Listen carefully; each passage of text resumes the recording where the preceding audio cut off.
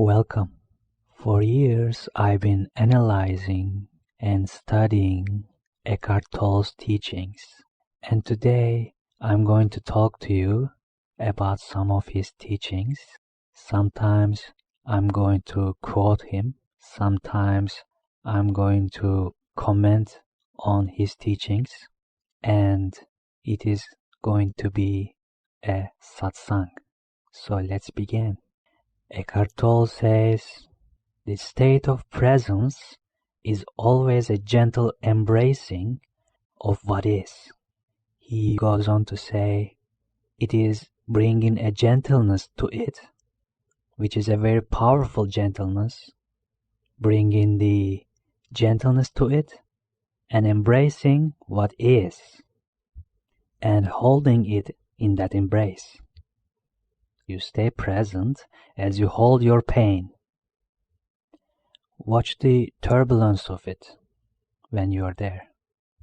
Hold it and realize that when you hold it, the more you hold it, the stronger and very, very quickly your sense of presence grows much, much stronger as you hold the pain.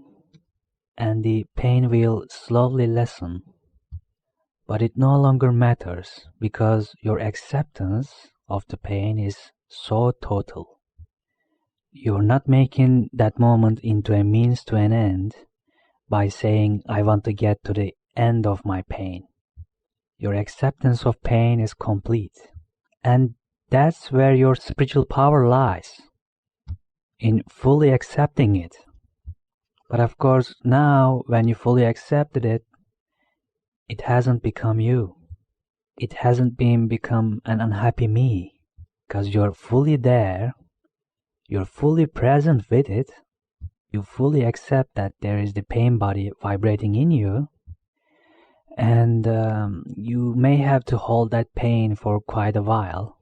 And when the cycle comes, it can go on for a few days and hold, bring presence to it. You may occasionally lose it, and then remember again, and then be present with it again. And by losing, I mean it may succeed in moving into your mind and control your thinking again. And then suddenly you'll remember and you hold it. So at the end, that pain becomes incredible teacher. And every time it happens, you bring the presence to it. That is why there is always more women coming to consciousness groups than men. Women will move forward more quickly now than men. I've seen that and I'm seeing it all the time. And part of the reason is that they'll be able to work with their pain bodies, which up to now has been a great obstacle, and now it becomes a great help as you bring the presence to it. Men are still less in touch with their bodies, and women, of course, are also in the mind, but men even more deeply entrenched in their mind structures. So there's a different thing with men. Of course, they also have pain bodies, but the predominant thing with men is identification with their head. Predominant thing for women is identification with pain body. So these are just the focal points here. It's a wonderful practice. And I'd love to know, those of you who have already been practicing after reading Eckhart's books, how you're doing, what obstacles there are, how and where it is becoming difficult, or any kind of questions that arise out of that. But this practice is so easy and so wonderful and so powerful. It's amazing that it's taken humans so long to get to this point. But the transformation can be very quick now. Very quick. So make your pain body into your ally. Your pain body is not your enemy.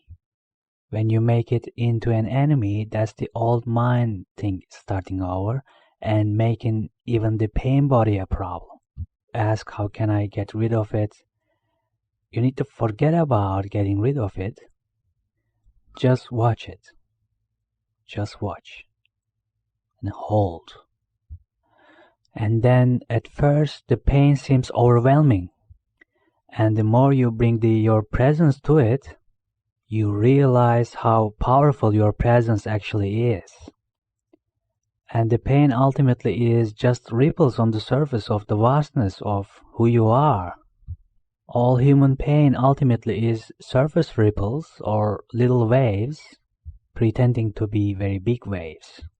And when you realize the vastness of your being, then very quickly it's ultimately just a little bit of pain, but it blew itself up to gigantic proportions. That's the practice of liberation. And it doesn't take long. People ask me sometimes, well, how long do we have to do that for? That can vary from person to person depending on the density of the pain body and other factors. But it doesn't really matter because the practice itself is beautiful. But I have seen people with extremely heavy pain bodies reducing the energy charge of their pain body by about 80 to 90% in 2 years by practicing this. Now, of course, that's people with incredibly dense pain bodies. So that is possible. It is not that you need a lifetime of practice to be. Even some traditional teachers may tell you, okay, you need 5 more lifetimes, or you'll make it in your next lifetime. Or in 20 years' time, I will give you liberation if you give me all your money, etc.